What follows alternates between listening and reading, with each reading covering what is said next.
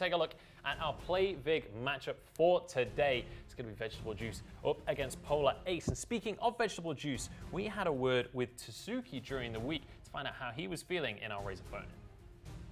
Hey there, I'm Tsuki from Vegetable Juice, and we are up against the one and only Polar Ace this weekend in the VPL. We've played against Polar Ace quite a lot of times in past tourneys and have always come out with the win, so we're looking for a clean 2-0. Anyways, hope this is a good series, and we are looking forward to play against either Nova or LiberationX in the quarterfinals. Vegetable Juice feeling confident and calm moving on into this week. We'll take a look at their roster. It's Blanks, Tsuki, Polyphemus, Fez, and Keo. Yeah, and this is a team that, there's a couple of familiar names on there. Tsuki and Blanks have been around in Challengers, but it's still get a lot of questions of how are they going to perform in 5v5. Another team that has a lot of those questions is going to be Polar Ace VG on the other side, with the lineup consisting of Elusive, the Hotted Killer, Celeste Pilot, Edgar, and I the Bay coming through for them. And again, this is a team where even if you followed Challengers, you don't recognize really any of these names. And I think we need to mention a point here about the fact that if you're a team like Polar Ace, first of all, they're coming in as one of the middle seeds. So instantly, you have to give them some respect. In terms of solo queue ratings, these guys are good. But also, there is no way to really scout these guys. There is no competitive history to look into. You don't know their hero pools. You don't know what's going to be coming at you. The best you've got is just looking at VG Pro and just checking out what they've played recently. That's really the only sort of research you can do unless you've been able to scrim against them or you've played against these guys in ranked queues and things like that. But so we get into our first draft of the game. We're going to find out where their priorities are going to lie when it comes to the heroes. Absolutely. Vegetable Juice versus Polar Ace. It's going to be 8th versus 9th seed here. And it's going to be Flicker banned away to start this one. Flicker has been seeing way more attention today than I was really expecting him to see, honestly. Yeah, I mean, it's one of these picks that it kind of saw a couple of picks and bans here and there through the first couple weeks, but it's been in just about every single draft today thus far. And like you said, getting a lot of ban focus as well. Yeah, absolutely. Kinetic going to be banned away as well. Wouldn't be surprised to see things like the Fortress, the Reza, Anchor banned away here. We have seen some other people straying to other bans, but generally that's been the focus. And then once we get to the first picks, that's when things will start to get interesting. And this second ban for A-side is always the interesting one to me, because it indicates a lot on what you actually want to be picking up for yourselves. Looks like Kensei is going to be banned away, which means that either Reza or Anchor would be open. We've discussed Anchor as a first pick. We're kind of undecided whether that's doable. Obviously, we saw Queso last picking it and having tremendous It's not so much that we're undecided. It's more that we're in disagreement on first picking it. I think it's a great first pick. I don't think it's a very good first pick. We haven't been seeing it as a first pick. I like it as a late pick. Grumpjaw ban is surprising, but 100% win rate so far. Absolutely, and again, the top teams have been picking it, but this does mean the Fortress is open for the first time in a long time. It'll be interesting to see if that does get prioritized, but it doesn't look like it's going to be the first pick, at least. It's going to go to Tony. I like the Tony pick purely because nobody's realistically going to pick Reza and Anchor in a team. Maybe you could, I guess you could. Maybe you don't see that because they're often banned, I guess, but Tony, I think, incredibly strong right now. I think he's been underrated, honestly, and how high up the draft. I mean, he's usually picked pretty early in drafts. Yeah, but it's usually like second, third, fourth rotation. He's never seems to be first pick, but name a better jungler right now. Yeah, I mean, that's a very good point. I mean, he definitely can control a jungle. I'd say I would put Grumpjaw above him at the moment, with just the amount of early impact you can have. But Tony's just scales a lot better into the late game than Grumpjaw, so you're kind of shoring up your roster for that. And you look at the draft right now, those just 3 heroes, very much late game scaling. And even the Baron on the other side is also that late game scaling. There's the Fortress going to come through. I was, again, almost surprised to see it get this deep into the draft before Fortress gets grabbed. I was expecting it in one of those first 2 rotations. Yeah, I'd love to see Vegetable Juice round this out with something like a Finn and a Gwen, something like that. You've got a big, beefy, tanky frontline as your captain, and then something like the Gwen, just to round it out, have your weapon power carry, like a Vox would work too. Just something to be dishing out that major weapon power damage. I would say that would be an incredibly balanced composition for the current meta. Yeah, I mean, it would definitely work out for them. It could be. I could even see something like Sky fitting into that role as Yeah, well. Sky as well. Because then you have that extra mobility to go along with it. Finn is going to be the pickup here. So both sides going very heavy on the survivability and the durability of their compositions. I mean, Catherine, Finn, and Tony, all three of those are incredible defensive heroes that can also engage a team fight as well. And then they're going to round out their composition with Sky. So, you know, again, when you have all these big bruisers and frontliners, I think Sky just works so well because you're able to just maneuver around, protect yourself by staying behind your frontliners, but then when the time is right, you can go deep onto the enemy team's backline as well. Absolutely, and it's going to be Celeste to round this one out.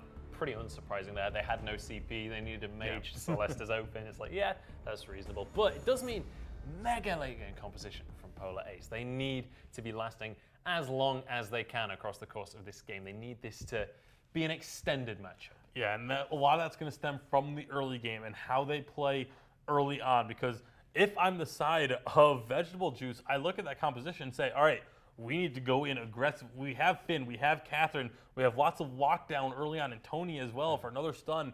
We need to go in, win these fights in the enemy jungle early on. So now it's how does a team like Polar Ace answer to that? We'll have to find out. Let's take a look at our trending heroes right now. When we're talking about the drafts, we've seen some heroes starting to be upped in kind of their effectiveness. We've seen them in a lot of drafts, but Finn and Tony especially, Samuel as well, incredibly strong right now. What's been going down in favor? Definitely Malene and Vox. I'm starting to disagree with my own. I put Celeste in this graphic. I'm starting to disagree a little bit. I think she's doing really well right now, but it's about time we jump into this game though. It's going to be Vegetable Juice going up against Polar Ace. It's time to jump on to Sovereign's Rise and find out who's going to be able to take this one. It's kind of an unknown, and it's time for Scoundrel and FlashX to take it away and let us know. Here we go, ladies and gentlemen, North American VPL, and we have Vegetable Juice taking on Team Polar Ace. This, on paper, looks like another Juice victory. Not quite the FlashX Juice, but definitely a Juice of some kind. And they obviously on paper look like the stronger team. I even being a European player, recognize some of these names. I've seen them on some VG Players solo queue games on North America. So they look like the stronger team off the outset. We know they've drank their vegetable juice. If they have the FlashX juice on top of that, that is one healthy combination. But yeah, vegetable juice coming in here definitely is the more veteran team, if you will. Granted, I don't know that they necessarily have any of the like pro top tier experience, but certainly Fez, Suki, Blanks have been around the block, have played quite a bit. Things in North America, though, starting off much slower. If this was Europe, there would have been 7 kills by this point already. Yeah, North America taking their time a bit more. How have we got to a point where it is Europe that is the region that Clown Fiestas it at level 1, and it's North America the one that takes the time? How has this happened? I don't know. Like I really just don't understand it. North America going for the more calculated play. I think if you want to play tiebreakers, I think that this slower start is much more similar of East Asia. So North America maybe taking a page out of East Asia's book. East Asia, on the other hand, maybe even feels a little bit behind after Tribe winning Worlds in 2017, wanting to try and mirror imitate the North American strategy. But I mean, this should be a great game. 2 very good compositions coming out of both teams. Oh, that was a nice delay on the Tony engage there onto the Celeste. She used the core collapse thinking that he was going to engage with his A, and he held it, let the core collapse Joe down, and that's going to be a double kill. I don't even think that yeah, they both used their flask, but a little bit too late there. A quick double kill in the early game right now for Vegetable Juice puts them off to a good start. Definitely a great way for Vegetable Juice to start things off. Tony with the double buffs. Not only does he have the stun, the taunt, he had the slow with his basic attacks. Super good. So 2 really important things in this matchup. Both teams essentially have 3 tanky frontline heroes. Vegetable Juice with the Tony, Kath, and Finn. And then Polar Ace, on the other hand, the Fortress, the Churnwalker, and the Arden. It's going to be so important for these backline carries. The Sky and the Scarf on the side of Juice, and the Celeste and the Baron on the side of Polar Ace to make sure they are positioning well and cleanly behind their tanky front lines in order to make sure they're maximizing their damage. Aggressive by Juice there, but they didn't quite steal away the CP buff. That actually went over to Arden. So denying it from the Celeste is a good result for Vegetable Juice there. They might not have got much more than that, but denying that CP buff from the Celeste means that Suki on this Scarf is going to be a bit more, I guess, impactful in trades should they come to take them. Yeah, And, because he was able to get his own crystal power buff, that's just going to give him straight up a lane advantage. You're going to be able to put on more pressure. You're going to make sure that Celeste isn't just completely free farming. A little bit interesting rotations, the Celeste and the Baron sharing the jungle, whereas it's actually the bot laner and the jungler on the side of Juice sharing the rotations. Yeah, and you can see a very late game orientated carries coming out from Polar Ace as well with the Baron and the Celeste. I mean, that is a composition that's going to take time to get online. I'm not saying that Scarf Sky isn't that, but they definitely spike a little bit quicker than the Celeste and the Baron do. So obviously, if you're looking for a mid-game advantage, Juice definitely has that. I definitely agree, and considering the fact that they've picked up these 2 kills already, established a little bit of a gold lead, definitely puts them in a great spot to press that mid-game advantage. But I do think that if this game goes too late, the Baron and the Celeste are going to outscale, and I think with their front line, with the Fortress and Churnwalker combination, on paper, from a draft perspective, I think puts Polar Ace in a really good spot. It's just going to come down to, are their mechanics strong enough to be able to match those of Juice's? Can they keep their composure? Can they play patiently enough to allow these heavy carries to get to the point that they need to be in order to carry the game? You also need to watch out for blanks on this Weapon Power Sky. If there is one thing that the Celeste is going to be weak to, is that dive power of the Weapon Power Sky, especially when she gets that 3-item build, can be very difficult to deal with. Although, like I said, I love that front line. There they go. They're diving onto the Celeste now. She gets stunned up. She could get taunted in just a second as she walks away, but the stun does come through, and the disengage is there once more coming out from Polar Ace. They group up as a unit. Think Fortress ended up getting the CP buff. He did. So once again, an aggressive push by Vegetable Juice does not result in a CP buff for them, but does deny it away from the Celeste once more. Yeah, I mean, still, no kills turning over there, but that's still a win for the side of Juice. But I think Ace can actually be happy. They did at least secure the buff for themselves. Sure, it's not going to the hero that you want it to go to, but you're at least keeping the golden experience in the pocket of your team, and Juice gonna have another great invade, stealing away that weapon power buff. Yeah, nice death from above going on to try and zone out away from the Gold Oak. There's the ultimate coming through. I think that is going to go over to the Tony. Yes, it does. And they managed to steal away 2 camps there. Unfortunately, no one from Polar Ace in a position to be able to try and contest that and go for a weapon power invade onto the side of Juice. So they will just leave it at that. One thing I have been impressed with, by the way, from Polar Ace, even though they are, you know, slightly lower caliber team than Juice, their vision control has been pretty sick. I've been pretty impressed with the way that they've been getting those scout cams down left, right, and center. And again, like you just saw there, an element of it demonstrated as Polly tried to back and was spotted out by another scout cam that has been, you know, it's been so florid from the composition or the team coming up from Polar Ace. Warding and T-warding, definitely super important, making sure your team has an advantage. I love this out of Juice. This is actually, I think, another defining feature that separates North America from Europe. I think North America does a much better job at grouping at the 6-minute mark and taking that Ghost Wing as soon as it spawns. Much better than Europe does. They're not scared to just go for it. Even though they didn't have any kills, they recognized where everyone was on the map. It was great map awareness. And even if Polar Ace tries to contest that, Juice understands that they have a lead, that they have the better early/mid-game composition, and they're pressing that advantage in their favor. I definitely think that that's a room for where Europe can improve overall. Yeah, I think Clash is one of the only teams that does that to a sort of very high level where they constantly pressure the Ghost Wing as soon as it spawns. And I think that's one of the interesting differences in regional meta that we have, that North America, they aren't so aggressive early. They don't put so much pressure on invading buffs as Europe does. Europe is super all about that sort of invade on the weapon power and the CP buff every single opportunity that they get. North America, they will try and do it, but they won't commit, you know, their life and soul to getting that, that CP buff or that weapon power buff taken away from them. Whereas they will go for something like Ghost Wing super early on.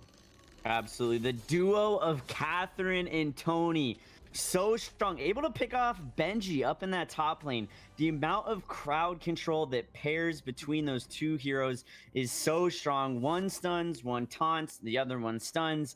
very, very hard to get out of. Baron needs to hit level 8 to get that overdriven jump jets to be able to counteract some of this crowd control as soon as possible.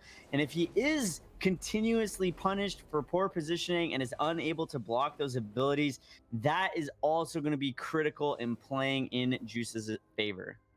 What I did like there was because the fact that Celeste and Churnwalker went up to deal with the invade on the weapon power buff, it meant that Scarf, the turret-taking machine that he is, got that mid lane tier 1, which is not a common turret that you see fall in the early game. Especially because it's so easy for mages in general to clear waves that you very often don't see that go down before the side lane turrets, where you often have mismatches in terms of range and numbers. But now that that's open, that allows this Juice team to wander the map and be a bit more aggressive. Like you see here, the roams left, right, and center.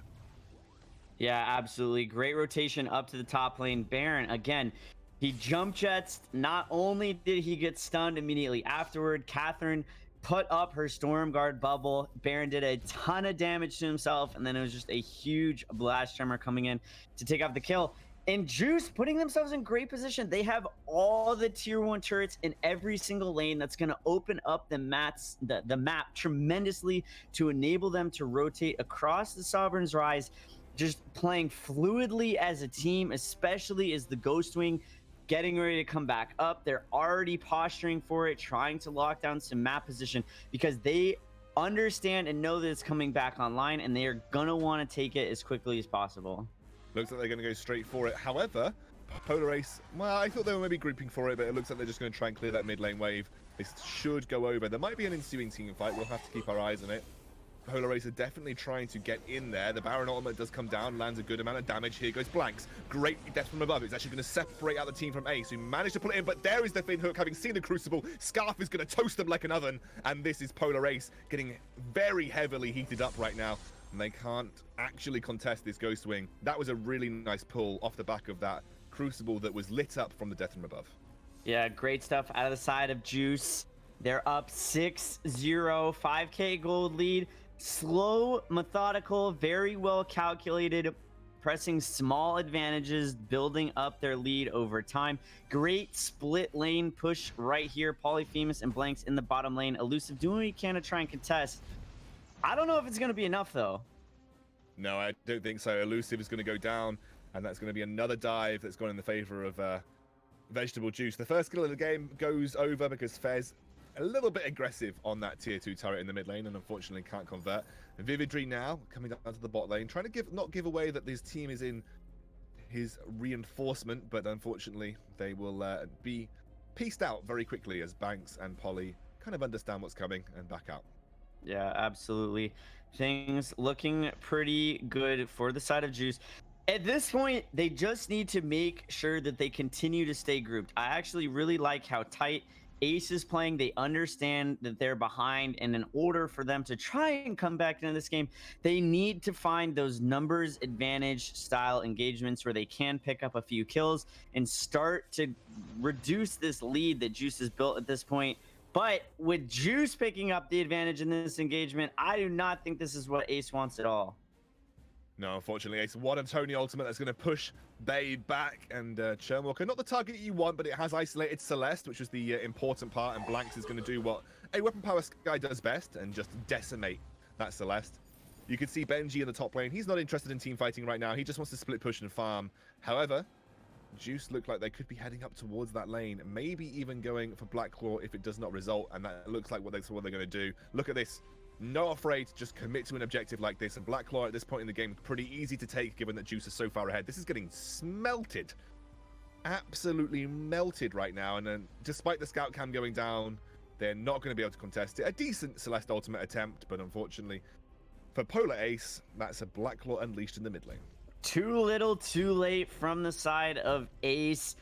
Definitely gonna need to make sure that they stay coordinated during this Black Claw push. They need to communicate right now exactly how they want to execute this. If they have really good map awareness, they should understand that both the Sky and the Catherine are separated from this team fight and try and use the numbers to their advantage. Yeah, this is something that we see quite a lot, split off Black Claw. I don't like it at all. I really don't like splitting off Black Claw unless you're planning to play a siege type game. And the problem with this situation right now is that if a Gauntlet came out and they just wanted to engage, this is a 5 versus 3 situation, and with no teleport boots, there's no way to do that. However, Polar Ace do not feel comfortable making that engage, and actually, despite the fact that this was a massive numbers disadvantage and a power play on the map that could have been made to try and find Polar Ace way back in, they are not confident enough to commit to the fight, and with Ghost Wing just having spawned, that's going to be an easy back out for Juice and another objective to add to their notch. Yeah, I definitely agree with you. Not a huge fan of the split pushing unless your lanes are already pushed and you're already able to impact the map in a meaningful way such that you're dealing damage to those turrets. I don't like split pushing at all. I think that that's definitely an area of improvement for Juice to try and work upon. They are hungry for more kills right now, though. Yeah, and Celeste gets taunted up. She's dead. No way she survives that. Bay now gonna be roasted by this scarf. Celeste, rather Sky picks up the kill at the end here. This should be a push in through the armory. I don't see any way of Ace actually contesting this. They've only got 2 items on their Baron. Looks like Blanks is not done just yet. He's trying to get a big bit of damage down, but he's going to be able to use the Suri Strike to back away. And this should be a finish of the game by Juice. A very quick 14-minute win. The Juice is loose, putting their first win here in game number 1 up on the board. What I thought was going to be, more of a prolonged game, they just quickly turned things on. Very coordinated in their objective. They understood that they picked up those 2 kills immediately onto the Vein Crystal, wrapping things up. Yeah, indeed. We're going to pass it over back to the desk, and they can break that one down a bit further. All right, what a game coming out in the end. It was fairly close between these two teams, but For a bit. Well, it was fairly close for a little bit, but it was definitely not a particularly clean game coming out. Like it felt a little bit discombobulated among the two teams, but going one-sided towards the end of the stages of the game. Yeah, I mean, it's one of those situations where, yes, Vegetable Juice got the win. They looked strong in the end, but if they play like that against Nova, against Tribe, against even LiberationX, maybe you don't know if it's going to be Nova or LiberationX, but if they play against one of those other top teams, they're not going to get very far. So it's one of those situations where, yes, they looked, good in getting the win, but you could look better. And you're going to have to look better if you want to be contending with the rest of the field. One thing that did look incredibly good for them, though, was their draft. Their draft was absolutely nigh on immaculate. Like, I had very little criticisms of their draft, and I want to see them managing to repeat that coming up into the next segment as well, into the next game. Sorry. Polar Ace, though, definitely some maneuvering to do. I think it's fair to say some things to sign up, especially once it got to the mid-game.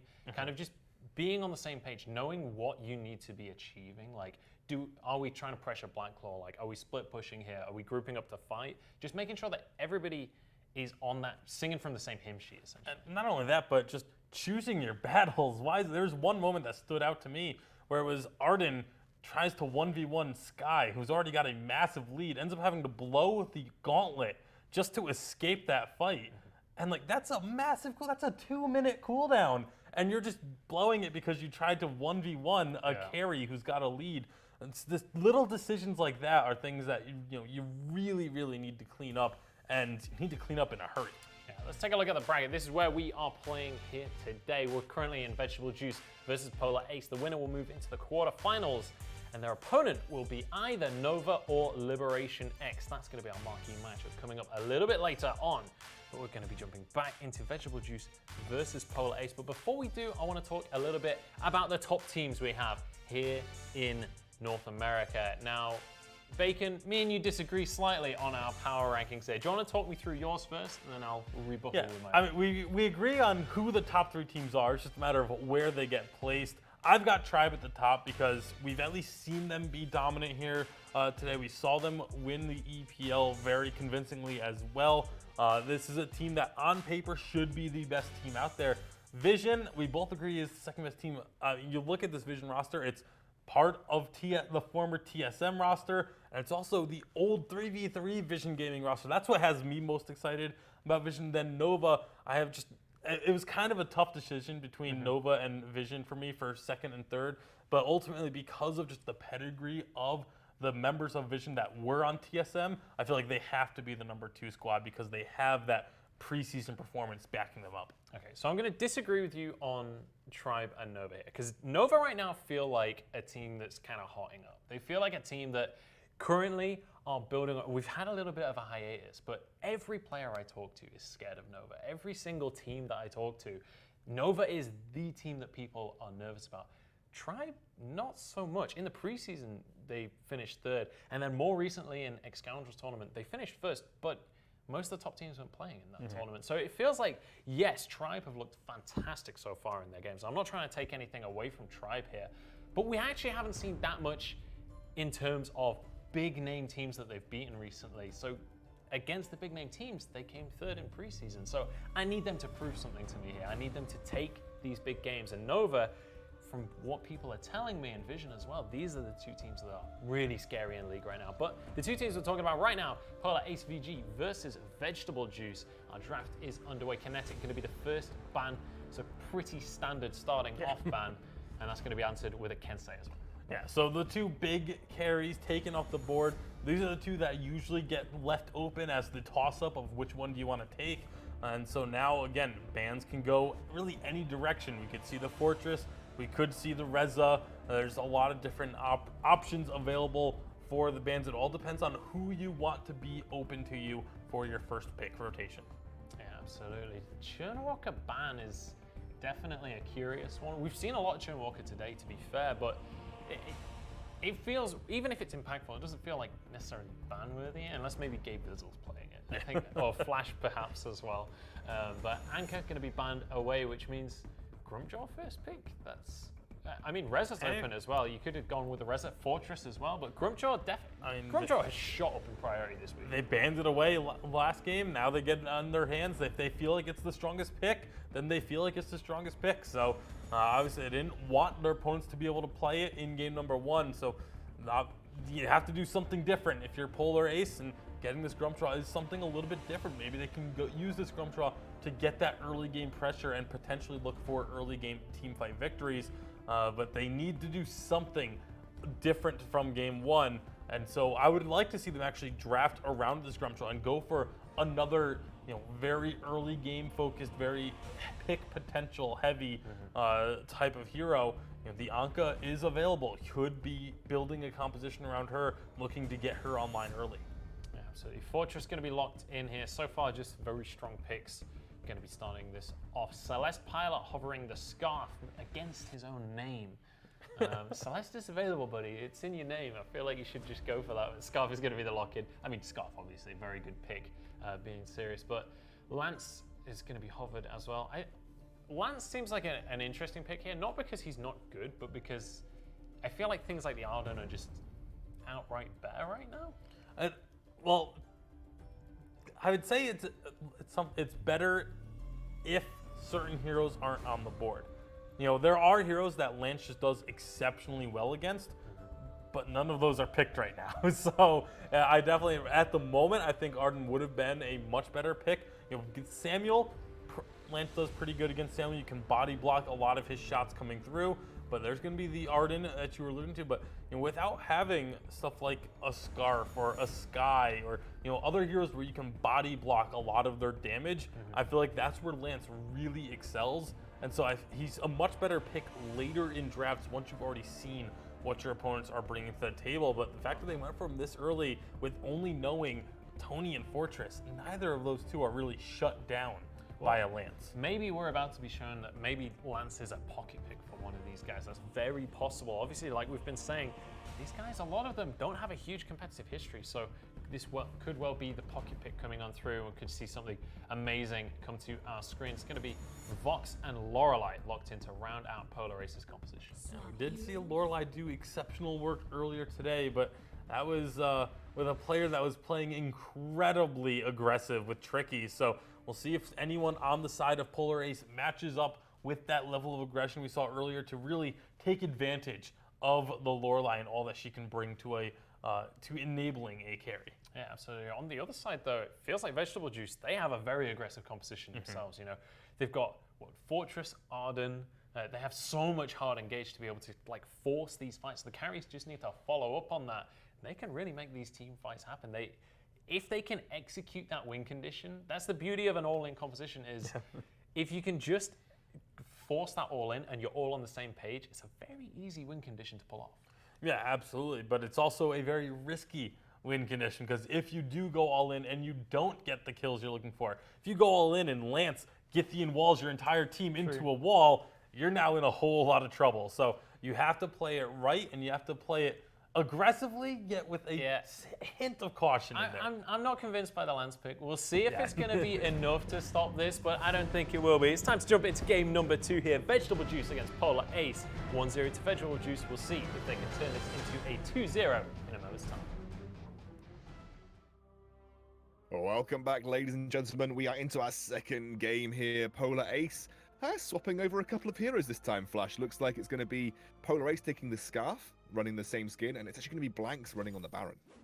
Yeah, definitely some great drafts coming out of both of these two teams. They're still pretty much using the same strategy. 3 tanky frontliners, 2 hyper carries in the backline, Blanks on the Baron, Suki on the Samuel. I am going to have to give the draft this time over to the side of Vegetable Juice. I like it a lot better. I do think Ace has room to make it work. Particularly, I do think that they have a stronger early game comp to where if they can stay grouped well enough, communicate well enough, they might be able to find a little bit of an opening to try and make it work. But I think as this game goes, as everyone starts to scale, Samuel and Baron together with the Fortress in the front line is going to be very hard for the side of Polar Ace to try and deal with. Yeah, I think you could be right. And I think as well, what we've seen from Vegetable Juice is they're very good at pushing advantages. You have the Samuel, which spikes a lot earlier than the Baron, so it will provide some kind of mid-game presence against the thing likes of the Scarf and the Vox. And then when you get to that late game, you've got this powerhouse Baron who's just going to rip through any front line anyway. That's just kind of what Baron does. And then obviously if he gets a jump onto the Scarf, he's going to get blown up. And there's only the Lorelei for protection. It's not like they're running multiple protectors here. It's just the Lorelei. So that ultimate has to be used at the crucial time if you want to see a successful team fight from Polar Ace. And the question is it really even a protection Lorelei? She started with 2 crystal bits. We've seen a lot of players and teams utilizing these top lane utility style heroes. And while Lorelei can be played as a utility hero, she started with quite a bit of damage, relatively speaking. So she might not even be going for the traditional Pulse, Weave, Storm, Crown, Crucible, etc. style build that we're so used to seeing. Yeah, the thing about going CP Lorelei, in my opinion, is that it's great in an isolated 1v1 scenario. I just think it kind of sucks in teamfight situations because you have such small area of effect damage and you're all about those basic attacks. Why would you just not run a basic attack? You know, more sort of a better basic attack focused hero. The only thing I can think of that going the double crystal bit will help with is that you have excellent wave clear in a 2v1 scenario. Yeah, I definitely have to agree with you right there. All right, we're 3 minutes in. No kills yet, but these two teams posturing like they're ready for a team fight. Oh, baby, it's going to be Samuel getting that CP buff. Blanks overextending, but manages to get away with that healing flask. And right, oh, big impale, big Githian wall. Suddenly, Ace are pushing things back right now. And Benji, the madman, does some insane work, but they've got to get through Suki. There's a really, really nice stun onto Suki now. And Bay is going to pick him up. What on earth happened here, Polar Ace? What a big play. That is huge for them. That's exactly what I was talking about. Their early game, so strong. This is their window of opportunity to try and capitalize on it. Grumpjaw, this living armor buff that he got in 3.6 has really made him so strong. He started off that last team fight going in, applying the Dragon's Blood contract onto 4 of the members of the side of Vegetable Juice. And Ace, Polar Ace, just absolutely punishing them for their over-aggression. Yeah, wow, look at this. 4 kills to 0. The gold lead not amazing right now, but 1,000 gold is nothing to sniff at. And Juice, I mean, I just guess they weren't expecting it. I just thought they thought, well, we crushed them so hard last game. I mean, they're not going to be able to match us mechanically at any stage in the game. And they underestimated Benji's Lance. What a setup for him. And a good way to give his team the platform because they now have some minor advantages in terms of weapon, in terms of in tier 2 items. Not much to sort of write home about, but some minor advantages. Yeah, absolutely. And Benji on the Lance in that big team fight was absolutely pivotal. The Impale was beautiful. The Githian Wall was beautiful. If he can continue to replicate that same level of mechanics throughout this game, that is going to set his team up for success 100%. And that's something that Vegetable Juice really needs to just respect. They need to understand that they have to be positioned better. They can't all group up like that, because in these tight spaces with so many walls on the Sovereign's Rise, you can get punished so quickly. They're not even really respecting that there could be vision there for Polar Ace right now, and there is that scout cam. Benji uses the Githium ult defensively, doesn't have it to set up for the stun, but it doesn't matter because Elusive picks up that CP buff. Doesn't go over to Celeste, or rather the Scarf. I'm going to call it Scarf because it's going to get confusing if I could call her by a name. But it's not going to go over to the Scarf, but it does go over to someone who will make use of it. And it is looking like Elusive is going for a very CP heavy Lorelei build.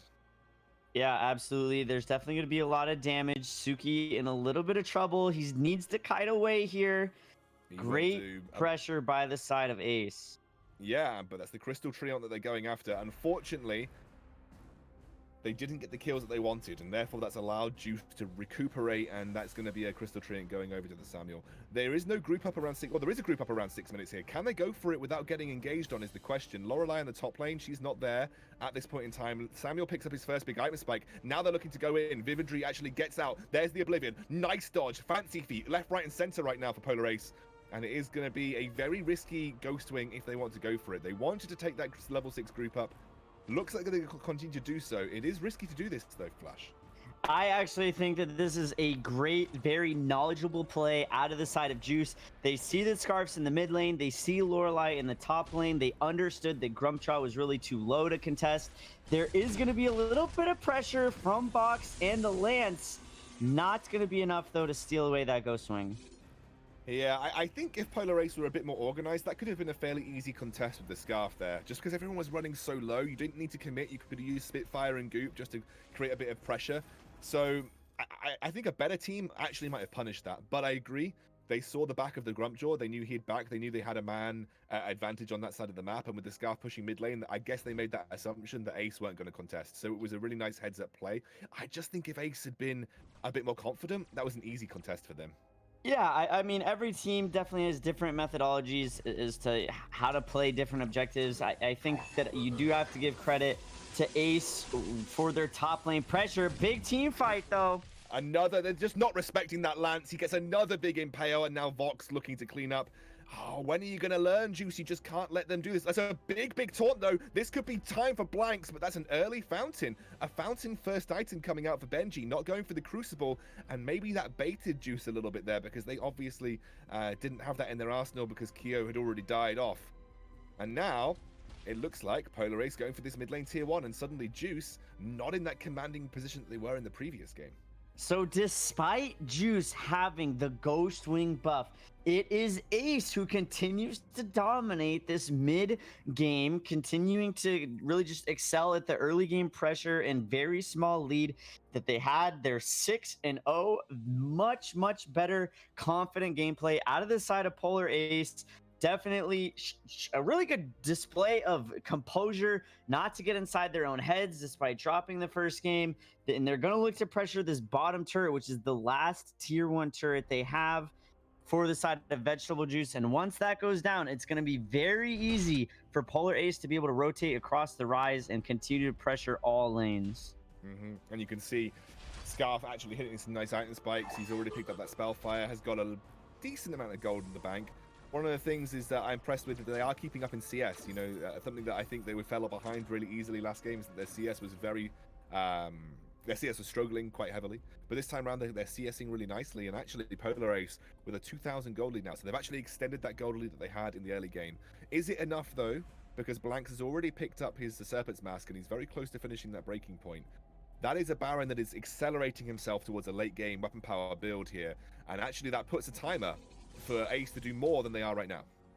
Absolutely. He's level 7, so he's still behind in terms of the carries. You have Vox sitting at level 8, the Scarf sitting at level 8, but once Baron picks up level 8 of his own, being able to dodge out a lot of the crowd control from Lance is going to be critical. Suki, though, why weren't you with your team, my man? That's the wrong side of the rock that you want to be on. Suki has not had a good game. He is 0-3-0. Now, he is keeping up in terms of item spikes with this Scarf to an extent. He is at 2 items. Scarf looks like he's going for a little bit more of an expensive build, though. As you can see, he's working towards what I imagine is going to be a Dragon's Eye next. And now, Polar Ace are the ones to take that initiative and go for Ghost Wing. And unfortunately, Juice just not in a position to contest. Fez maybe looking for a Miracle Steal, does manage to piece out of the Githian Wall, but not piece out of the Impale. Has to ultimate over the wall. Is that enough, though? Vividry doesn't get the ultimate, but he has got the charge onto the turret. And I don't think Fez has got any way of protecting himself. That is the passive shield coming through, but unfortunately not enough. We have a fight still going on, though, as Keo over there forcing his team to back out. And Ace, oh my word, this is a complete turnaround from their previous performance. Much cleaner. Just look at their positioning, the way that they're grouping, the way that they're breaking down these fights. They understand where to split, how many resources they need to allocate towards different objectives. If you're on Vegetable Juice, you need to work on your positioning. These guys are constantly getting caught out. They're not together as a team. It was something that they did so well in game 1, but now that they're behind, it's really showing, and Polar Ace is doing an absolutely phenomenal job of capitalizing on it, especially as the Bay is going back in on this box. And the Arden has to use the gauntlet to get out of there. Not a great gauntlet in terms of stunning everyone up, but it will be enough to keep him safe. He also uses the fountain too.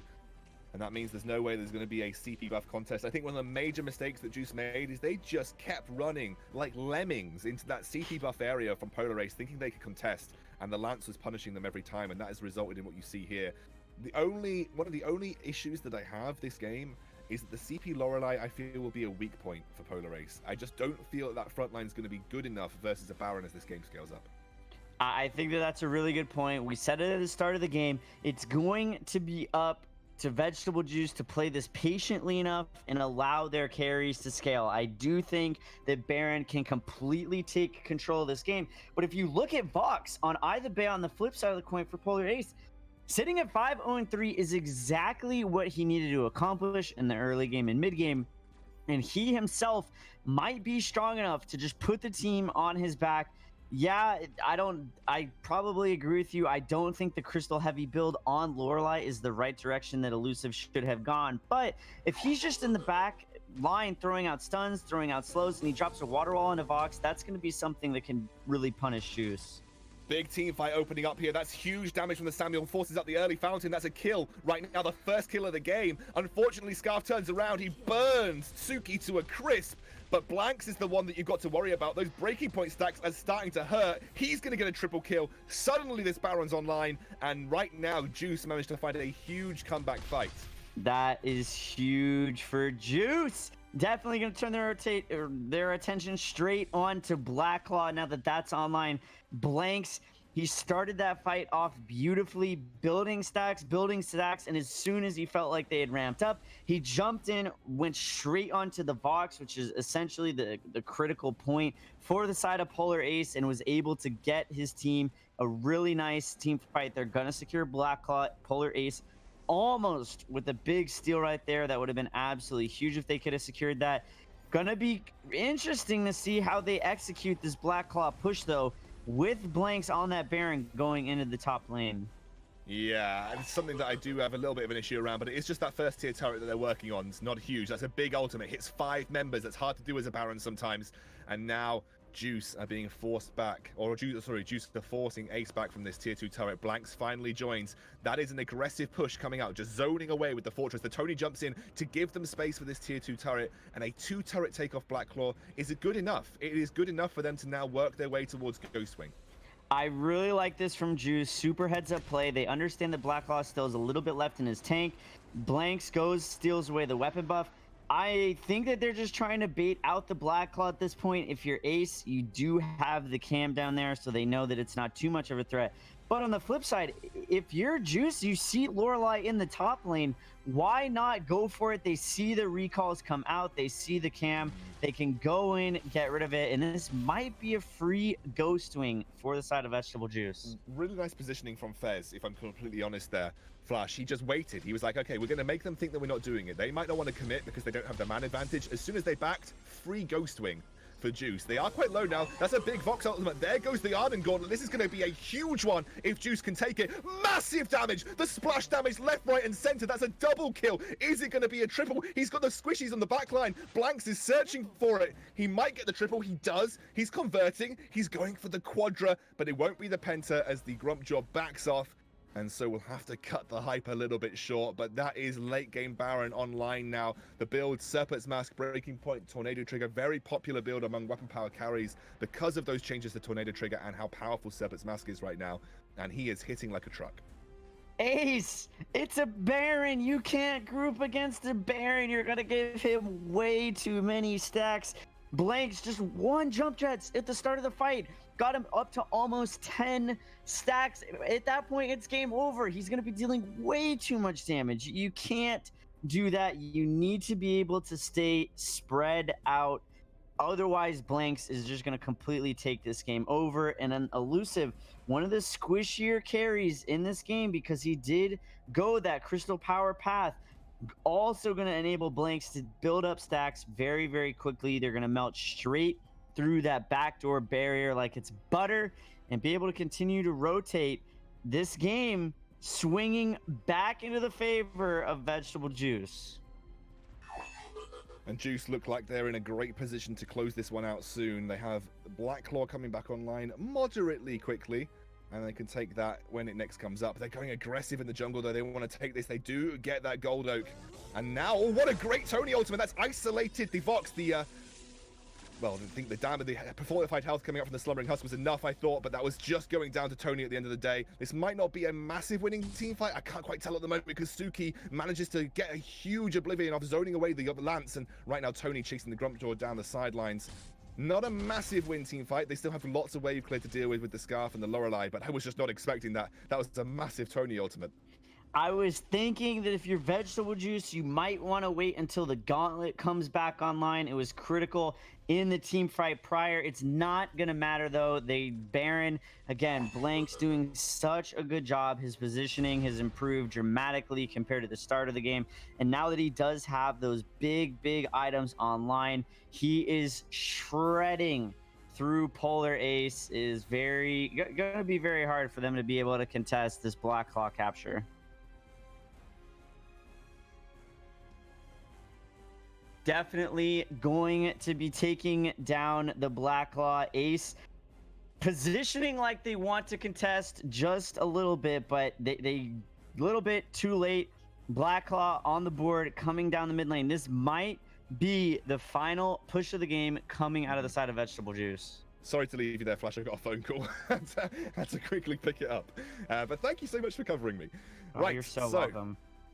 Here we go. Juice pushing down towards this Armory turret. The Black Claw will do the initial damage. There's the siege coming up from Samuel. It's starting to look good. Black Claw working with that ultimate. That's a great Tony ultimate. Absolutely isolating the Vox. And he should be a quick target for the rest of Juice to clean up. Suki actually pretty low here. He has to be really careful. Kiting back against the Grumpjaw. Grumpjaw's damage isn't really insane at this point in time. And really Blanks is the one that you've got to worry about. There are those big chunking auto attacks coming out from the Baron. And while the rest of the team tanks them up, Blanks is building stacks left, right, and center. This might not be an easy win, though, because the Scarf ultimate is going to start to really hurt. And Blanks right now has run out of front line. He has to start getting towards that back line with that Samuel. That's a couple of hits. One more hit onto the Scarf should be enough. He just needs to get another jump jets onto Elusive, who does not have a tanky build at all, and should be an easy pickings for him.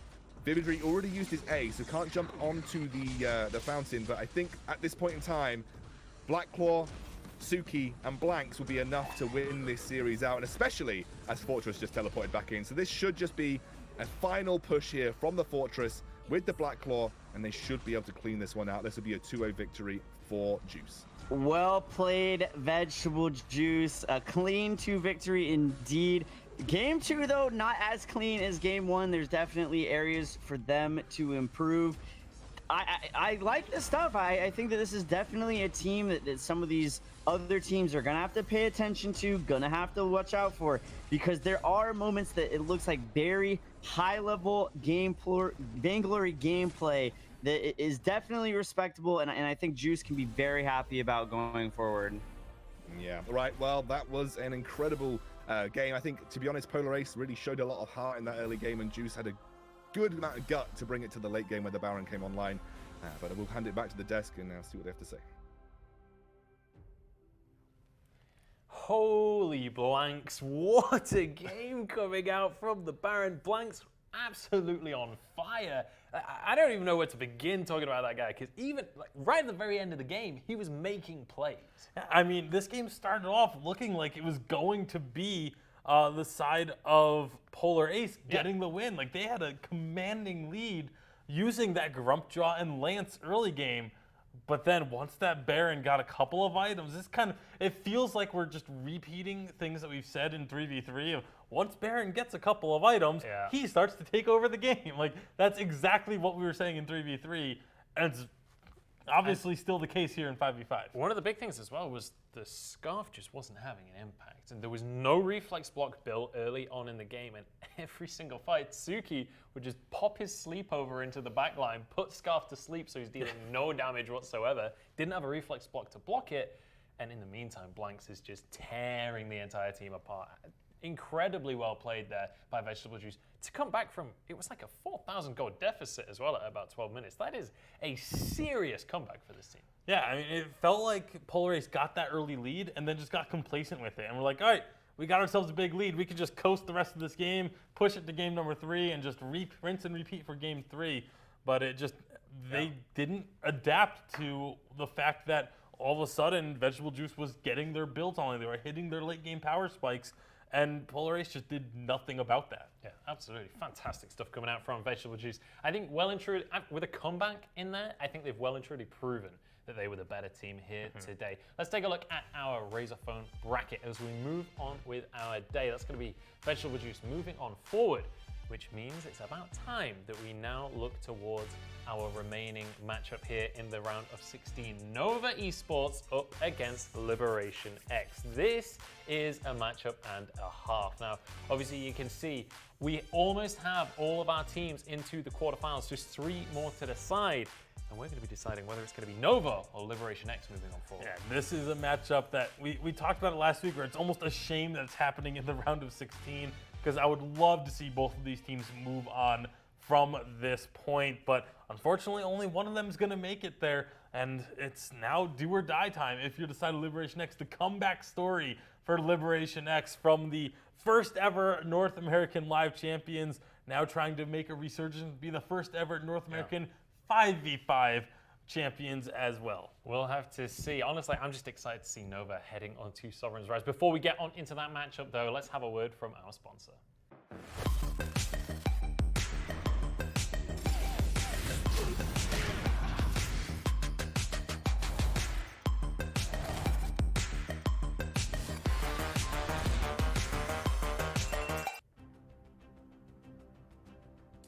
Welcome back to Las Vegas, Nevada. We are here in the busy streets of the Strip in the Aria Resort and Casino. We're here at the PokerGo studio for week 3 of the Vainglory Premier League Summer Open. Now, we've had 3 out of our 4 best of 3s here today, and it's time to head into our Play Big matchup for Nova Esports up against LiberationX. Now, Nova is, let's start the conversation with Nova, because this is an all-star roster. These are all guys that have been professional for like years at this stage, and also these are playmakers. These aren't just like your average players that are kind of coasting along the middle of the pack.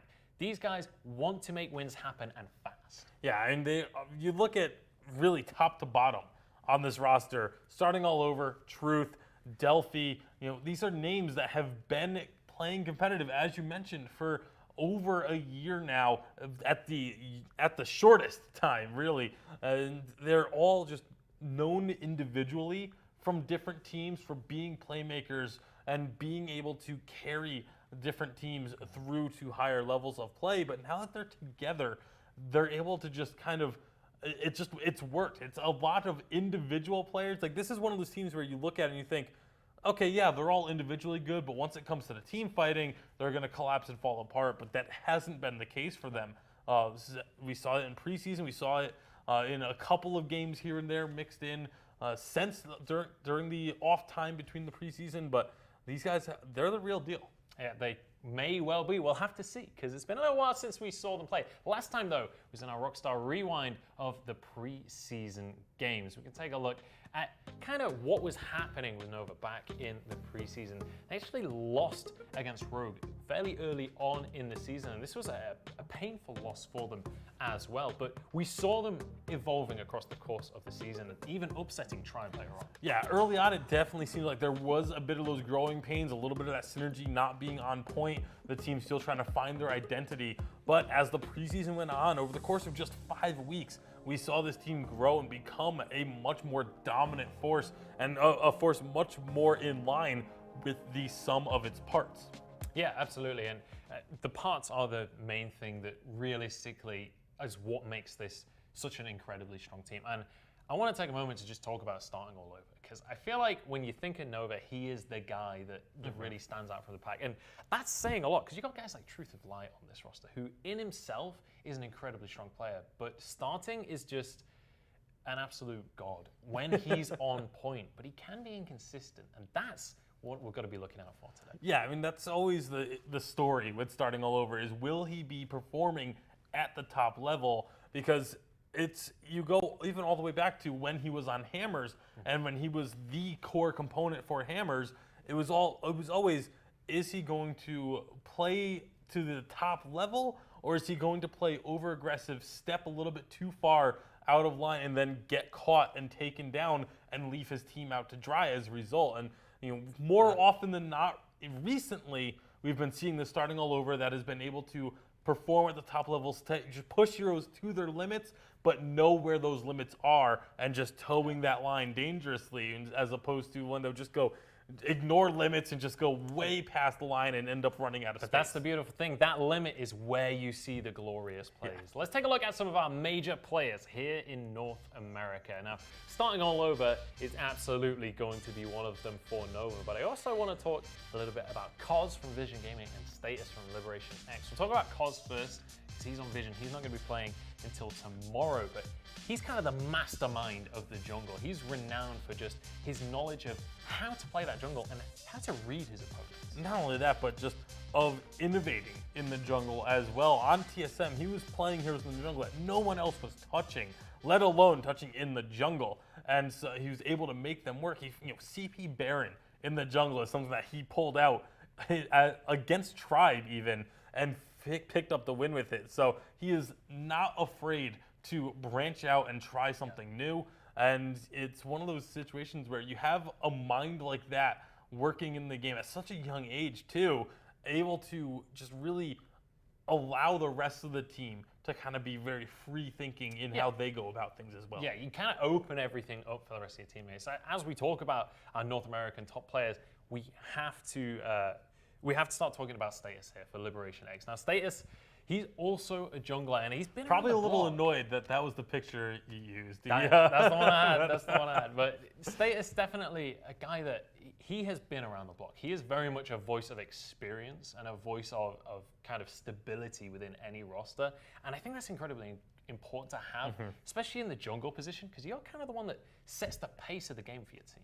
Yeah, and Status is one of these players that he's been a very well-known player. He's been a top-level player, but he's never really been, you don't look at any of the teams he's been on and being like, Status is the reason why they've won.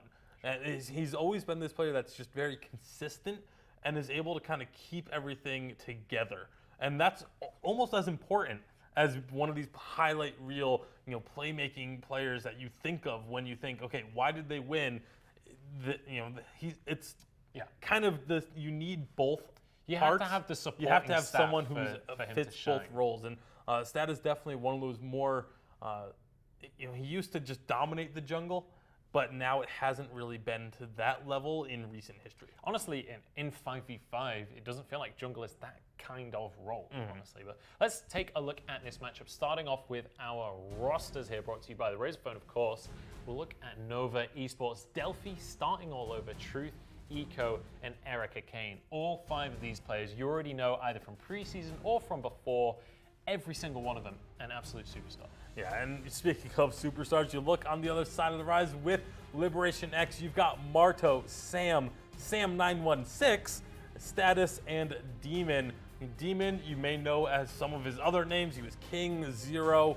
He's been around the block as well. Of course, Sam used to be E36. Status, of course, his brother. And then Marto, the super sub from the first ever live championship. One of the biggest personalities in Vainglory when he's really in tune with everything. He can just be so much fun to be around and can kind of keep the spirits of a team high as well. Absolutely. I want to talk a little bit about LiberationX here, because we've talked a lot about Nova. Who is it on LibX that you mentioned that Status is very much that stalwart, steady, kind of supportive player? Who is it that you're expecting on LiberationX to kind of take over a game? Who's the guy that we've got to be keeping our eye on? Demon is the one that really has to step Appropriately up. named. Yeah, it really has to be the one to make the big plays for them, because he's traditionally been in the carry role, but again has been sort of similar in that he hasn't really stood out on most of the teams he's been on, but needs to do so within this LiberationX lineup. Needs to be one of the big names for this team. Sure. We'll see if that's going to happen here today. We are in the draft for game number 1 here between Nova Esports and LiberationX. It's going to be Kinetic and Scarf banned away, as well as Anchor and Baron. So Baron and Scarf being banned away in one series, definitely an interesting one, but it is going to be a Churnworker first pick. So already this is kind of a topsy-turvy draft, and some interesting lock-ins here. Yeah, I mean, now we'll see. Finn is going to be hovered. We get Churnwalker and Finn as the first 2 picks. Again, just kind of shows where these teams are focusing their priority. And we've seen a lot of these top-level teams putting emphasis on the captain roles, and then rounding things out around that. Yeah, I mean, we still have Kensei, we still have Reza available. Reza is now going to be hovered. It would be incredibly appropriate if Demon plays Reza. That would just be so nice. But well, I'm curious to see what Nova are going to lock in here. Because when you think of starting all over, you think of things like the Celeste, for example. Excellent Celeste player. But honestly, I could name pretty much any carry hero, and you would be like, yeah, starting all over is really good at that. So I'm curious where they go. Again, we're going to, like you said before, sticking to pretty safe picks here. Grumpjaw, kind of pretty much a utility pick at the moment, and Tony just pretty much the best jungler. Yeah, Tony is just going to be universally picked up early in draft. Samuel being added to the side of LiberationX, just getting that durability up. You know, obviously you have a lot of dive potential with the Reza. The Samuel now brings in that long sustained fighting potential. So 2 very different play styles with these 2 heroes. It'll be interesting to see if they try and lean more into one of those 2 play styles or not. They're going to grab the glaive, so this kind of leads a little bit more towards the Reza style of going in aggressively, picking out one target and taking them off the map. Yeah, absolutely. Glaive we've seen a little bit today, and we saw Tyra's playing it over in Europe and played it to tremendous effect. Obviously that was queso, so you anticipate that every pick they go with, if you win 2-0 cleanly, the picks are going to look good at the end of the day. But Arya, definitely a playmaker. Vaya, we've seen sneaking, it's kind of on the fringe of the meta, right? It's this mid lane pick that can be incredibly strong, but some players aren't comfortable playing it, and Celeste has just been a higher priority pick. I think the reason the Varia comes out here is because they have the Glaive, the Reza, and the Finn. You need some way to get out of a fight if you get forced into one that you don't want to be a part of. And Celeste doesn't have that option, whereas the Varia obviously can use that dash to get out of a sticky situation. So it makes a lot of sense to me that they would grab someone that has that extra mobility as opposed to the more standard laner of the Celeste. Rona's going to be locked in. I love Rona, but most importantly, Rona, when we've seen it in the preseason and the regular season, it's dominated. I don't know why Rona's such a fringe pick, so rare. She got a pretty heavy nerf, some between the preseason and the VPL Summer Open that really kind of pushed a lot of people away from her. She got a small buff, but wasn't a major buff. I think the big concern a lot of people have is that you have to change the way you play as Rona now. It used to be you just go in, you get your ult, and you just sit there spinning in the middle of a team fight for days. You don't get the same level of the rage from the ultimate anymore. So now it's a very different playstyle. You're much more basic attack focused on the Rona, or just using the utility of the Into the Fray to create those slow fields against the opponents than you are just being that spinning top in the middle of a team fight they have to deal with. I still think that you can take over a game. Oh, I with absolutely, Rona. I love the Expect- Rona You can, pick. you can force I really 1v1s want. I've as been well. wanting to see Rona for actually a while now. It's about time that we did see. It's time to jump on into this one. LiberationX versus Nova. This is the matchup you've all been waiting for. Let's see if Nova can live up to the hype. So I'm going to pass it over to Scoundrel FlashX. Well, ladies and gentlemen, we are into our final series of North America and our final series of Vainglory for the night. And it is going to be Nova versus LiberationX. A pretty hype matchup in terms of names. Delphi going in very early here. Another sort of Clown Fiesta level 1. But it's going to just taper off a little bit. Delphi forced to use his flask very early in this engage. Yeah, definitely some more early game aggression that we haven't really seen out of North America. Not going to be any kills on the end of it, though. But two super well-known teams, both for different things. LiberationX, again, your first North American Autumn Season champions way back in 2015, 2016. It was a long time ago, but they have been around the block for sure. We've not seen them in competitive play in quite some time. I like their draft, though, and they're getting involved early. Ooh, they're going to get the kill there. First blood on to Edial. And actually starting all over here. Ooh, the lightning is going to slap down Status, who unfortunately didn't have, or Status. I say Status because I'm British, but it should be Status, right? And that's the American way of saying it. But regardless, that's going to be a kill going over to Starting. And Starting, known as one of the most mechanically gifted players that Vainglory has seen. And he's on Varia, so can have good use of those mechanics this game. Starting when he is on his game, he's an absolute monster. Should be really interesting to see what him and Truth are able to accomplish. Definitely great friends. They are a very, very dynamic duo when they're feeling themselves and they're in synergy. Potentially even the strongest duo together in all of Vainglory. Yeah, Truth when he's on his game. By the way, Truth is Vox this game. The both of them just very young players, but very, very talented as well. And it looks like they are on two sort of hyper carry-esque carries in this situation too.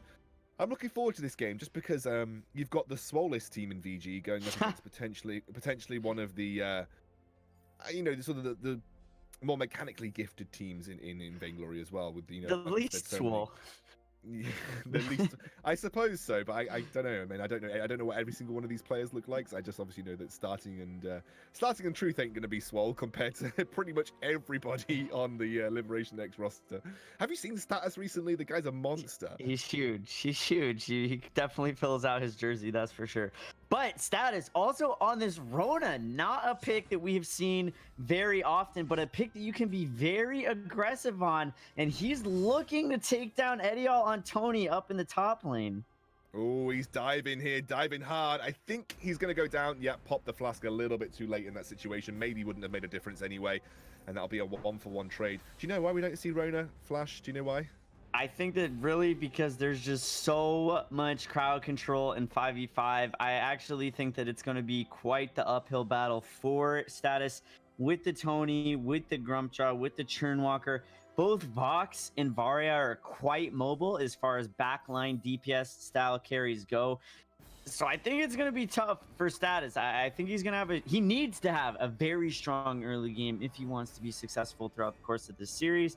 But Rona, because we haven't seen too much of it, I think it's going to be very interesting to see how it plays out. But if anyone can do it, Status is Rona, a thing of legends. So we'll have to wait and see how it goes. I love how you answered that properly, because I was about to say it's because she's trash. But but thanks for answering it properly. Actually, Oh, a little bit of a miscommunication between Sam and Status there. Sam with a really good afterburn onto Edial, but Status was more interested in taking that healing Treant away. And again, they're going to continue that pressure in the top lane. Looks like there is a bit of over-aggression from Eco and Starting in the mid lane. And Status is making his way down. No vision there for Starting and Eco, so he's just looking for his opportunity to strike. Yeah, definitely waiting is right. Status going in on a Starting and Eco, going low. Exhale, definitely one of these players that has been around as well. Really well known for his Celeste back in the day. Samuel, though, definitely the powerhouse mid laner at the moment. If he is able to position well and his brothers are able to position in front of him, he could potentially be a huge force in taking down Nova, which would be quite the upset and quite the accomplishment. But Liberation X, definitely known for some of the biggest upsets back in their day.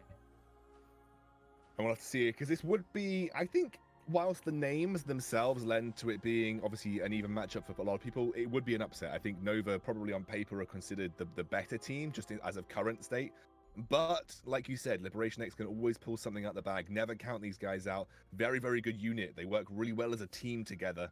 And obviously that's really important in 5v5 scenarios. Demon, they had vision there. Was he face checking to just bait for status? I guess that was the reason as Eco now backs off on that Clown Walker. I think that's a probably good inference, just kind of making Eco think that, you know, he didn't have the vision there. Obviously, if he were to have basic attacked them, Eco could have potentially put down a counter cam. Demon probably wanted to try and maintain his vision control while he had it. Ghost Wing online, though. Liberation X, to my knowledge, doesn't have any competitive experience in 5 versus 5.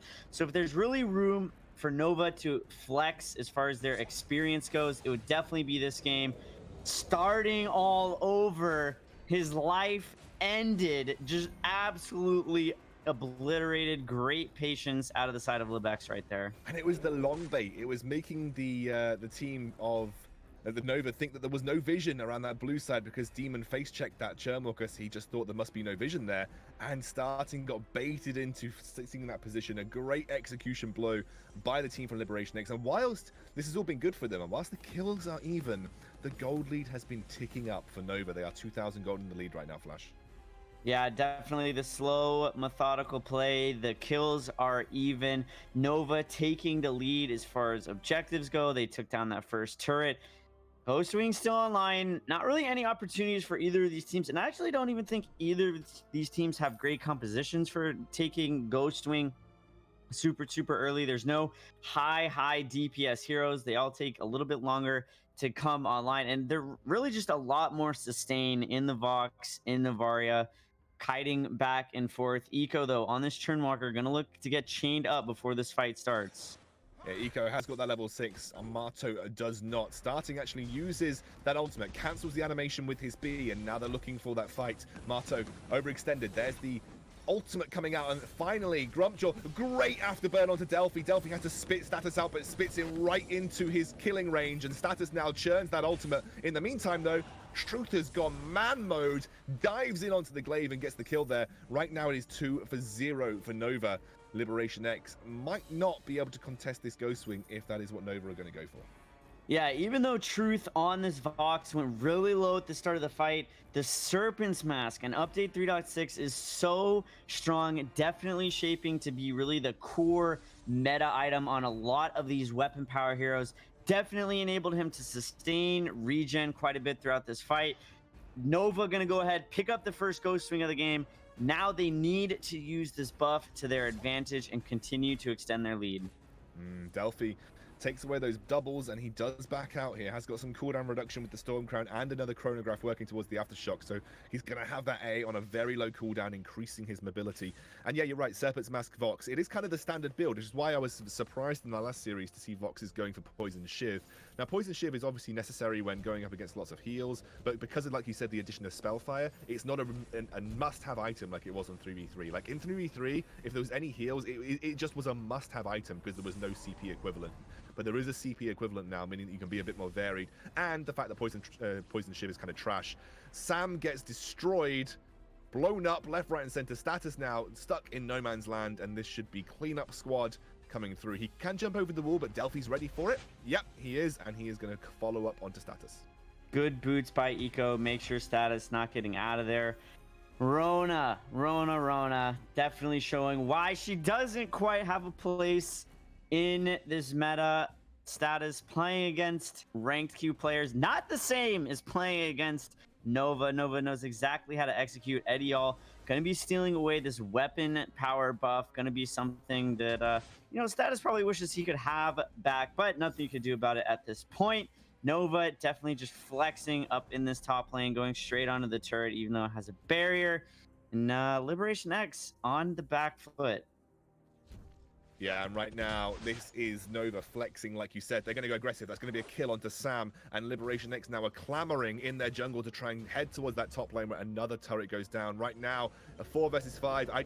Well, no, 4 versus 4 because they got the kill. There's the ultimate coming out from starting. Doesn't cancel the animation, though, and this is going to start chunking down. The slows work. Massive Churnwalker ultimate, and that's going to be the Samuel going down very quickly. Starting now, kites away from Status, who is absolutely melting through eco, but no one is focusing starting on this Varia, and she is starting to output insane damage in this fight. Jumps forward, starting, lands the lightning bolt like Zeus, and Mato, one more basic attack will go down. Sam walks to his death. I think he was hoping to get some cleanup kills here. We'll get one, but unfortunately, the ace comes through, and in the meantime, Truth, on the bottom side of the map, is just going to take another turret.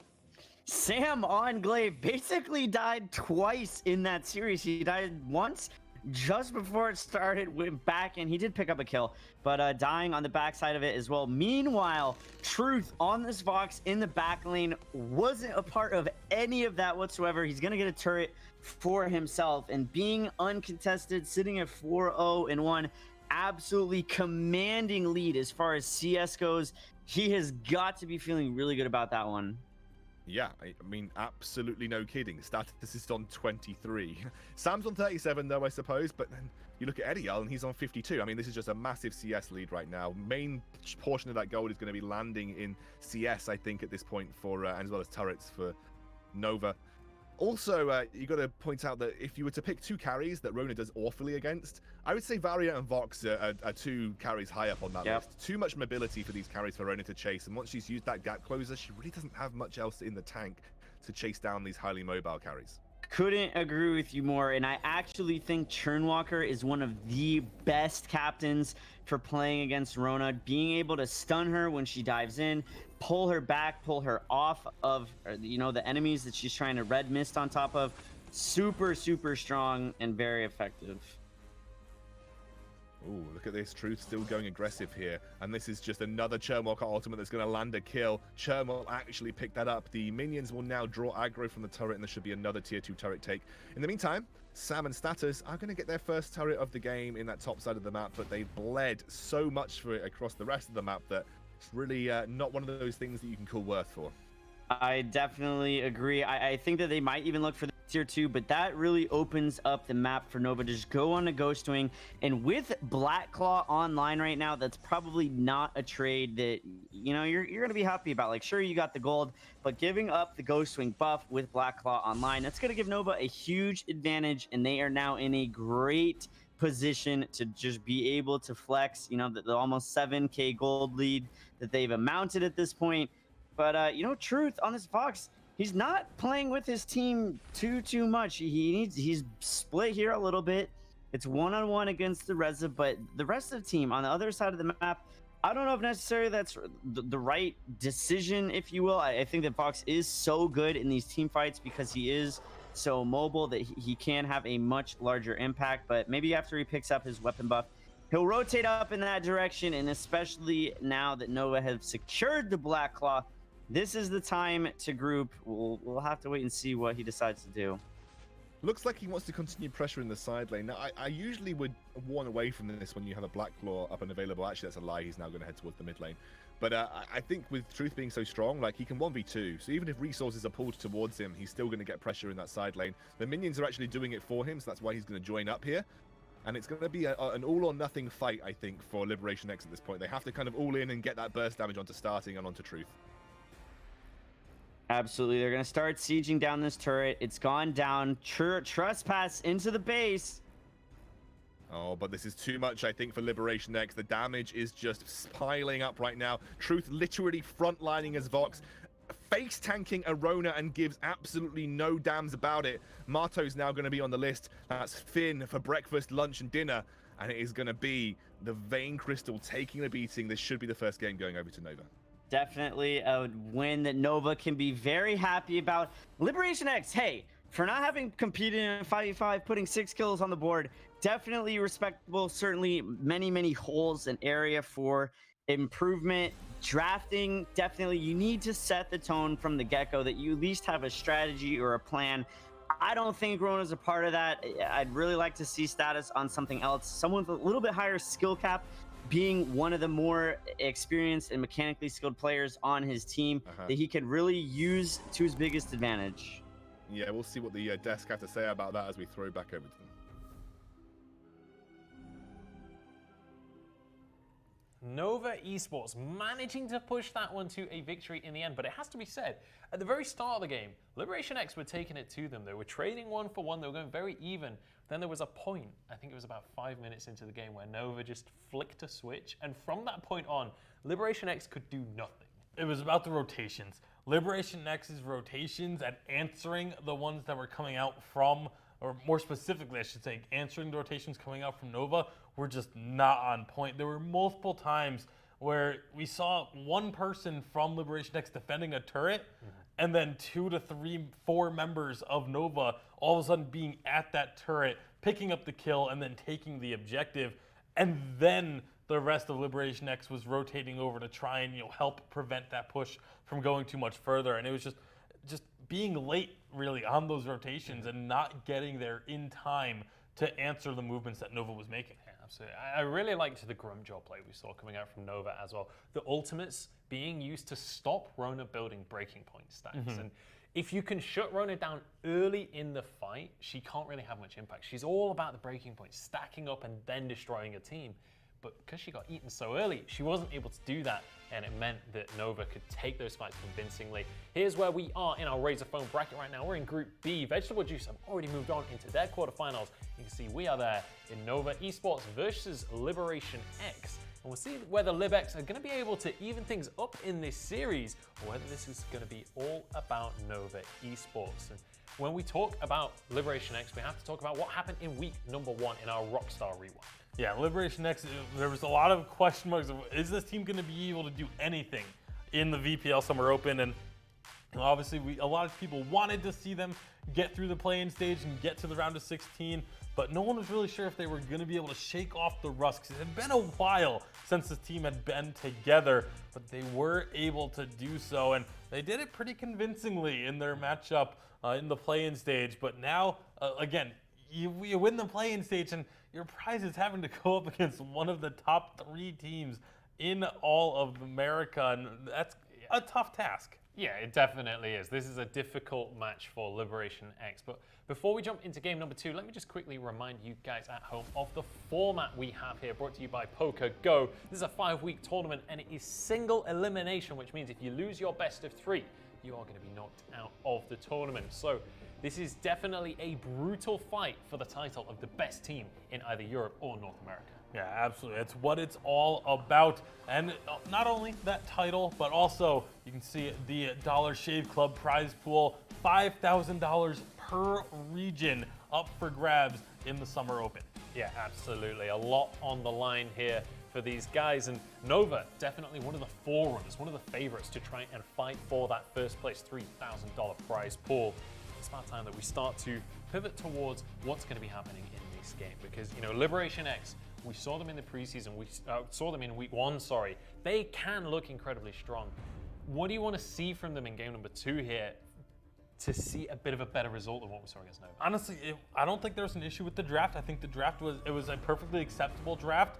Obviously, some people are going to look at that Rona pick and be like, oh, well, is that the right pick here? But I mean, he got a solo kill under turret at like 2 minutes. I mean, I think the Rona pick, I don't think the Rona pick was an issue. I think there is a place for Rona if you are able to work around it right, or if you are able to prevent yourself from getting eaten by a Grumpjaw. But it really just came down to the rotations in game and their ability to keep up with Nova. It just felt like Nova was just moving at just a little bit faster pace than what LiberationX was ready for. Now, interestingly, LiberationX have banned Truth's Vox away. Truth was doing wonders on that Vox, especially when it came to the fights, but also in terms of farm, he was 20 CS up on anyone else in the game. He was absolutely loaded, so once it came to those team fights, he already had so much damage, he was able to tear people apart. So usually, Vox ban I wouldn't be a fan of, but with how well it did in game number 1, I can kind of understand. The only issue with banning away the Vox there and the way that the draft played out is you gave over the Grumpjaw again. And again, we've seen this Grumpjaw now be incredibly effective. We saw it basically take apart the win condition that LiberationX had in game number 1. So obviously this time around, maybe either expecting to be able to block the stuffed ultimates or just not having a any one target that is going to be easy enough to grab for this Grumpjaw. So obviously you don't let it through twice if you know, or if you don't have a way that you feel like you can deal with it. Yeah, absolutely. So incredibly good AoE so far from LiberationX. When you look at that composition, like Arden, Samuel, and Baron, if you can get a good gauntlet going, there is a huge amount of cleave that's going to happen inside that little area. I'd love to see them go with the Rona again, stick to their guns with that, because it fits the composition beautifully, and then maybe something like a Churnwalker to round it out. That could Churnwalker's already... Oh, Churnwalker's already picked. But yeah, continue to stick with that theme, look for the 5v5 team fights, have a solid win condition, and just push for that. Yeah, I mean, obviously having that strong win condition base for your team that you can look for is just, it makes winning the game that much easier, because you're now no longer trying to figure out, okay, how do we win this? It's just, how do we set up what we need to do to win? Because you already know how you win a fight. We're gonna grab the Catherine. That's, again, can be used for that AoE with the damage getting spread from the Stormguard bubble. And then, of course, the Blast Tremor can just set up fights so incredibly well. And then a Kestrel coming out as the final pick. That one is a bit different from the rest of their composition, but it's still a lot of damage that's coming out of this team. Yeah, absolutely. But they, with a Catherine and on, they have a good amount of peel as well. So this is a composition from LibX that I could see doing very well. But again, you fall behind, you're really going to struggle. Nova, on the other hand, a little bit less damage loaded on their squad. I'd expect that Adagio probably going to end up going as a carry rather than a captain, because otherwise they might be struggling for actual damage. I don't know. I mean, most of the times when we've been seeing the Adagios, it's been in that more captain role. I mean, we've seen teams run triple captain some of them and still have enough damage. So I feel like this will be a little bit more towards the captain-oriented side, because you've got that Tony, you've got the Churnwalker as well. There are going to be CP Adagio, dude. I don't think it's going to be CP Adagio. I think they want to get more of that health, more of the activatables to deal with things like the Samuel, like the Kestrel and the Baron, because you need to have that tankier lineup to deal with a Baron, Samuel, Kestrel. I think they just won't have the damage if they don't go for some kind of carry Adagio. We'll have to see what they are going to go for. That's the beauty of Vainglory. There are plenty of options available. And it's about time we jump into game number 2 between these two teams, though. Nova versus LiberationX. Let's see if LibX have got what it takes to stay in the VPL, or whether Nova are going to walk on forward into the quarterfinals.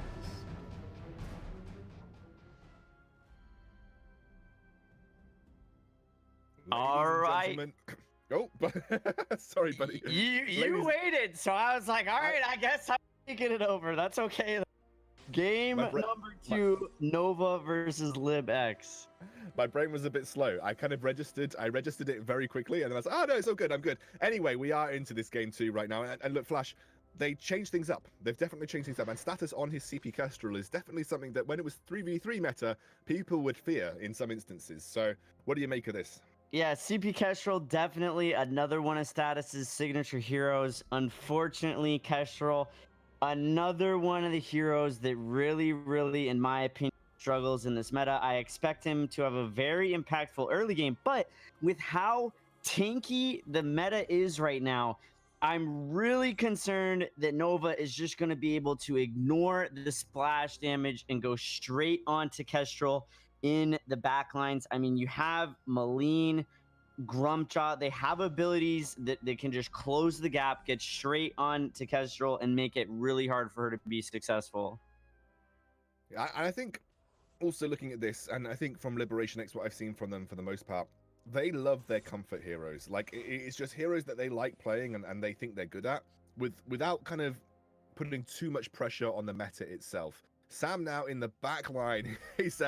I think he's dead. Pretty much. Delphi's going to be able to slow him down with the Grumpjaw here. And also you can see Truth playing that. Adagio will pick up the first blood here, and unfortunately Sam got caught behind enemy lines. But yeah, bringing that back, it just... these guys are comfort hero players. They've got their comfort heroes. Might not work in the 5v5 meta per se, but for them, they've been able to pick up wins just by playing the stuff they like. For sure. Yeah, Sam 916, a newer face to the Vainglory scene. It might be a name change. I'm not too familiar with who that is. Sam on the Baron, I'm pretty sure is the Sam that we know and remember from Liberation back in the golden days. But someone forgot to tell him that that jungle is not his own and not to be that far into enemy territory. Some posturing around this mid lane. Status does have that weapon power buff, which does synergize really well with Kestrel. Maline, though, so much burst damage. Ah, yes, Maline. Very, very powerful hero. Been hard to balance in Vainglory, realistically, because she just kind of does a bit of everything. And starting, you could see the damage he was able to output with just a little combo at level 3. Status is going to get caught up here. Has to be super careful. So does Starting, though. So he takes a chunk of damage. Still does have his flask, so he's not going to be too worried about this situation. And Eco now going to be trying to be that front line. Starting, they are actually not in a great position to contest this crystal tree, and Status very, very low, forced the boots out, and now this could actually be in favor of Nova, as Edial has to back out too. That's a lot of chunk damage coming down, though. This is the point in the game where CP Kestrel will get work done against anybody. And Starting has to be super careful. Yeah, I mean, those glimmer shots coming out, certainly putting on a lot of damage. If those were squishy heroes, if the meta was different, maybe it would be effective, but Tony, Churnwalker, too tanky for Kestrel to really be able to capitalize on it. Status barely getting away with a sliver of health. He does win that trade, though, because he is able to steal away some of the jungle camps. Delphi on this Grumpjaw in a bit of trouble. He needs to find the A to get away, but the stun from Catherine going to be too much. Oh, maybe, though. He did just leave his boots at the very last moment. I think... Has Truth got a heal for him? Truth might have a heal for him. I think Truth used his own heal. And now Delphi stuck in no man's land. Truth trying to back off and get down to the side lanes and deal with Marto. But that is going to be Delphi escaping on the Grumpjaw. Maline will pick up the kill onto Status on this Kestrel. And now it is up to Truth to try and kite around Sam and Marto, who are in this jungle. Churnwalker is going to come for some support. A nice dodge by Marto there on the side lanes. Sam actually going to get rooted up. And the basic attack's not doing too much damage from Truth at this point in time. So he's happy to try and tank that through that Storm Guard. And that is going to be Eco and Truth picking up yet another kill on that top side of the map. Weapon Adagio coming out for Truth. Another pick here in this series that not really part of the traditional meta in 3.6. Truth, though, certainly having a very, very strong weapon power Adagio back when it was in the meta. So I fully expect him to be very effective. But it's going to be really interesting to see. I think Baron in the 1v1 situation certainly going to be able to out-trade him. But with all the heals coming out, it does look like he picks up the Poison Shiv as his first item. Going to be really interesting to see how that works out for him. Double kill coming out for Status here on the bot side of the map. That's a big pickup for him. It's going to allow him to accelerate that build just a little bit more. Very close to picking up what I assume is going to be a Shatterglass to begin with, because you don't really go Spellfire and CP Kestrel since the changes. I think the Weapon Tower Adagio, that's a very NA pick. Like, that's super North America in terms of meta. Europe almost never plays Weapon Power Adagio, even in competitive. And what it will do is it will spike a lot earlier in the game. So this is, I guess, a mid-game focused game plan coming out from Nova. Eco getting them all chained up. That's exactly what he needs to do in these team fights. But he's not that tanky early on, and team not putting out enough damage in order to keep him healed and keep him alive. Yeah, they walked straight through that trap from Status, and he set that up super nicely. This is a good start from LiberationX. Nova actually on the back foot. Maybe Lib can mount a little bit of an attack here. Delphi on the top side of the map, you can see they are so close to taking that tier 1 turret. I think that's going to give that over to Truth, and he gets that last hit onto it as well. So the first turret of the game does go over to Nova, and now they'll begin to rotate around the map, and especially now that Ghostwing has spawned, that should be a target for them. They can definitely be happy about taking down that first turret, getting them a little bit of momentum. They have a little bit of a gold lead. Not LiberationX needs to be too worried about, but Edial super low down in the bot lane. Sam looking to pick up the kill with the Baron, not going to be able to find it, and now Liberation in a bit of trouble. Yeah, they overextended, I think, their flash. I was just keeping an eye on Baron. Ediel managed to bait him in, and now Sam has to deal with Delphi. Nice jump over. Ediel does get the shield, which keeps him alive. Sam, oh, that last-minute ultimate from Delphi immediately spits him out. The ultimate is not going to get the kill onto Ediel, who backs off nicely. What a clutch ultimate from Delphi to keep his team alive. So clutch. Definitely Delphi demonstrating why he is one of the best junglers in North America right now, being able to save Ediel's life on that Tony. Nova definitely showing why they are one of the best teams in North America right now, being able to press these leads and advantages in their favor as they start to pressure this mid lane turret.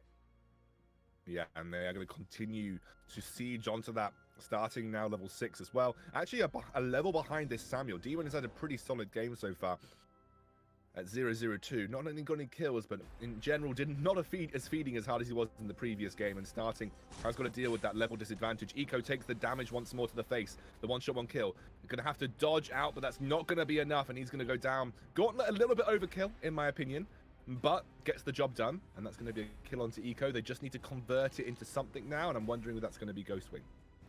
Yeah, there's definitely room for them to do so. Nova definitely in position to be able to contest, and like you said, Demon did have a relatively, good early game. He didn't give up any kills, but he needs to become involved in these engagements. Samuel is just too strong for him to not be involved in these early game team fights, because as Nova begins to ramp up in terms of their defense, his effectiveness is going to become less and less. And now Marto in this bot lane, unfortunately, going to be falling. That is a CP buff that is there for starting to take, and he will. They have to be a little bit careful, though, because Sam has now got his Serpent's Mask online, so that's going to start to chunk pretty hard. Other Sam on the Catherine is there, and Ediel is going to back off now, has to use that flask. The ultimate comes through as well. They're trying to make use of this. Starting gets a fountain. Oh, that's a big engage. They did not expect the fountain. Sam got baited in by it, and that's a massive turnaround for Nova. Demon pops a very, very early flask here. I don't know if it's going to save him. Oh, very close. Just about going down to the Churnwalker damage over time from those chains. Status not there in time, and Truth now able to free farm on the top side of the map. Phenomenal bait by the side of Nova, and even better fountain coming out of Eco to keep his allies alive. And this is what I was talking about. Nova is just so tanky that these heroes like CP Kestrel are really, really struggling to, have the same impact. Sure, Status has 4 kills on the board, but the longer this game goes, the more it progresses, the more his damage is going to fall off as all of these heroes become tankier and tankier. Status gonna try and put some more damage onto this bot lane turret, but with Eco and Ediel there, he's in a bit of trouble, but Sam on the Baron gonna be able to bail him out of it.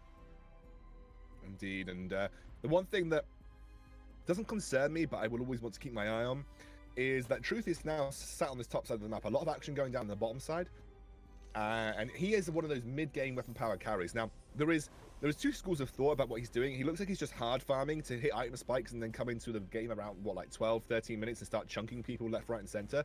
I mean, he is about an item and a bit up over Sam at this point in time. And he is going now for the armoring turret. They're trying to buy time. What a big engage by Delphi. A huge amount of damage coming out from his A. Eco on the backline trying to soak the damage up. A brilliant ultimate will stun up pretty much everybody from LiberationX. Starting comes through. He's starting to rip them to shreds on this Malign. 4 versus 5, and they can't even deal with Nova as Sam goes down to a double kill. Starting's going to pick that up, and like I said in the meantime, that is just Truth taking a turret and now even an armory on the top side of the map. Yeah, Truth, not a player that you want to leave uncontested, because he is someone that is going to punish you for it. Not only is he building a massive, massive gold advantage in terms of his last hits, he's building a huge XP advantage too. And when he does get involved, when he does get into these team fights, he's going to be a menace. Now, whether he did this intentionally or not, it's hard to say, but I think the Truth feels like it was so early on into the game, he did not want to fully take the armory because it will have denied him farm, because his wave would have just continually pushed. I think he wanted to still continue be able to farm, and his team getting into a little bit of a skirmish in this bottom side jungle. It'll be interesting when he decides to pull the trigger and start getting himself involved. They're going for Blacklaw now. That tactic of denying the armory is a little bit similar to something that Leon taught me in Europe. He plays a don't take the turret when he plays bot lane weapon power carries. He doesn't take bot lane turret at all until he absolutely has to, because he just likes to keep forcing the enemy carry down there to defend it. He also likes to make sure that the waves don't push in consistently and he doesn't have to overextend to get the waves. So he just likes to be able to farm and hyper farm and get experience advantages over his opponents by not taking that first tier turret. And I guess in a similar vein, is maybe just to a greater extent, is what Truth is doing here. He does not want to have to constantly basically push all the way to the enemy base to get the farm, although he could just swap lanes if he wanted to. You know, he could just go bot lane. Yeah, for sure. And it's hard to say. Maybe he was confident and he thought that the minions were... Oh! Huge snipe by Status, being able to pick up starting before this fight starts.